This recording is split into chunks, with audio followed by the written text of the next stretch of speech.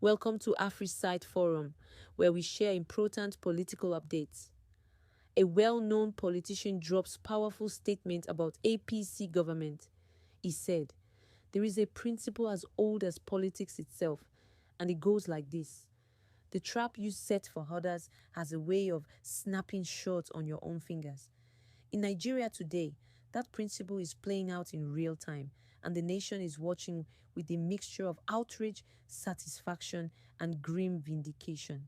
He continued, "The men and women who sold their political souls to the All Progressives Congress, who traded their constituencies, their credibility, and their conscience for the promise of automatic tickets and golden rewards under Bola Ahmed Tinubu, have now discovered the bitter truth that every shrewd observer warned them about.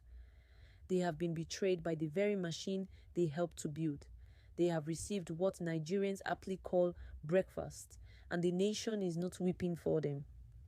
This is not a moment for sympathy. This is a moment for clarity." The APC conducted its party primaries in a manner that left even its own members speechless, not because of anything new, but because the rot finally turned inward.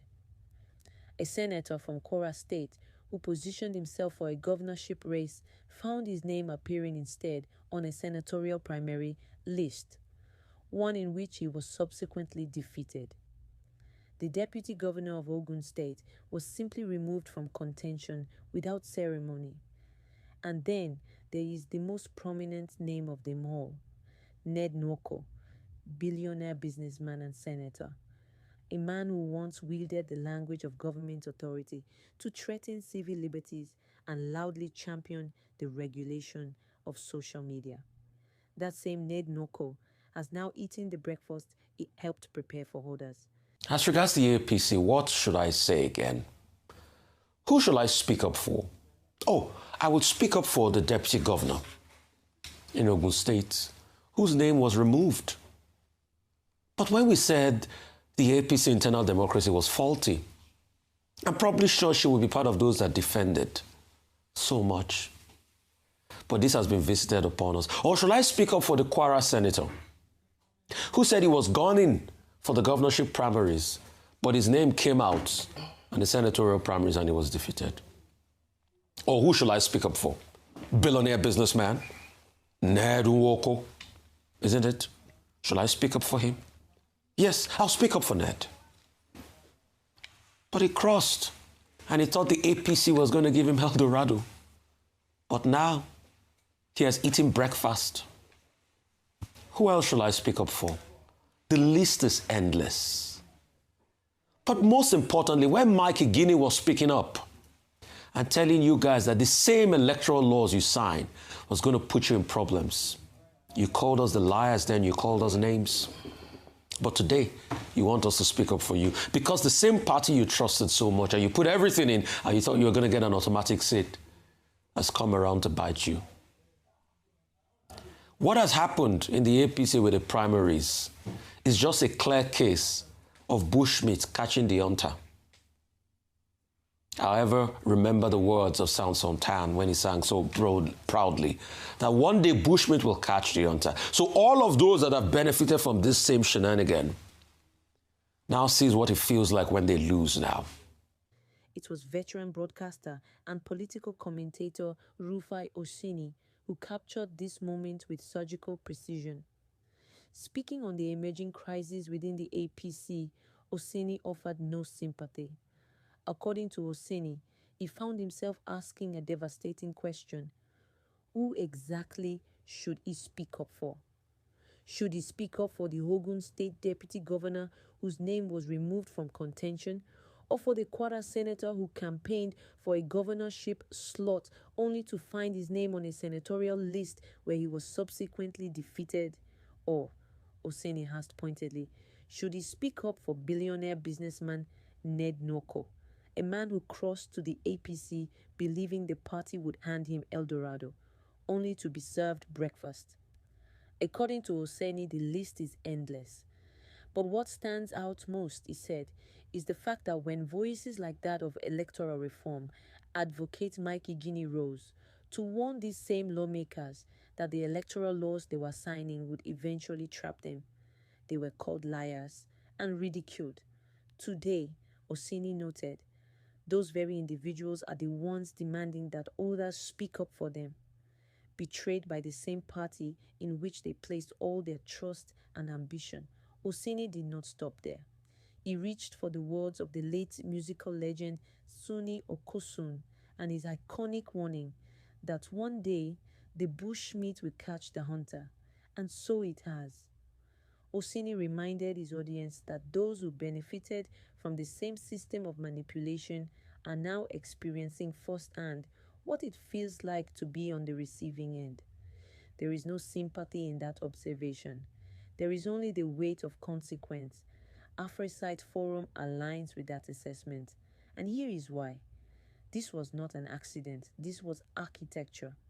Cast your mind back to the period of electoral reform debates in Nigeria. Civil society, legal scholars, opposition voices, and ordinary Nigerians demanded genuine reform, transparent primaries, credible processes, structural safeguards against manipulation. What did the APC-controlled National Assembly do? They stalled. They delayed deliberately, not because they were unprepared, but because they did not yet have the numbers to shape the law entirely in their favor. And the moment they consolidated their legislative majority through defections driven by inducement and political cohesion, they moved with breathtaking speed.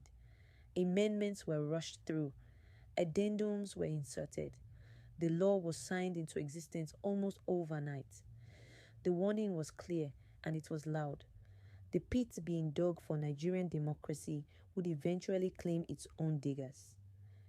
That moment has now arrived. Oseni raised another striking example to illustrate the depth of the rot. According to him, Yaya Bello, against whom the EFCC chief had once publicly vowed to prosecute or resign, has emerged with a Senate primary candidature. That, Oseni said, is the internal democracy of a party asking Nigerians to trust its conduct of a general election. As Oseni bluntly put it, they count from 1 to 10 in their primaries and jump straight to 1,000, and then turn around and call it a democratic exercise. The question Oseni posed is the question every Nigerian must now carry. If they can't rig their home primaries, what exactly do you think they will do in the general election? That is not rhetoric. That is the most consequential political question facing this nation, and every citizen must hold it firmly in mind. Also caught in this unraveling is Desmond Elliot, Nollywood actor turned Lagos lawmaker, reportedly now pleading with his political godfather, Governor Babajide Sanwo-Olu, for a fourth-term opportunity. The same Desmond Elliot, who lent the prestige of his celebrity profile to validate a political arrangement that has now turned against him. Crying, fighting, begging, these are the wages of complicity. The fundamental problem here is one of character, not merely calculation. When a lawmaker is willing to look constituents in the eye and vote against their interests, to rubber stamp legislation designed to entrench one man's grip on power, to sing praises on the floor of the National Assembly in exchange for a promised ticket, that is not a political misstep. That is a moral failure.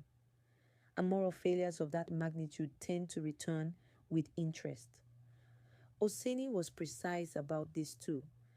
According to him, figures like Bola Ahmed, Tinubu, Yaya Bello, and those in their orbit have never won a free and fair election in their political careers.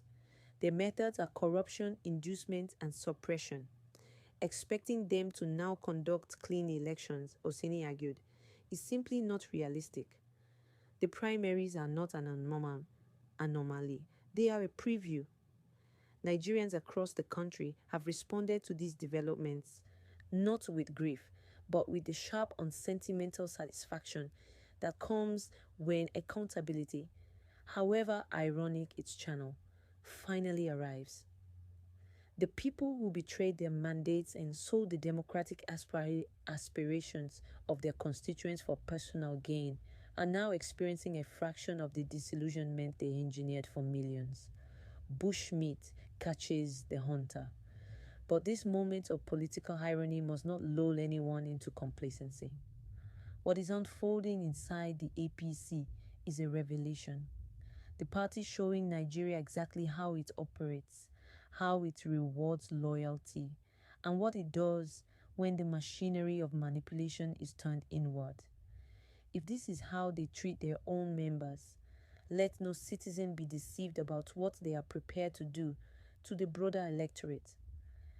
Every voter, every civil society voice, every independent observer must take this seriously.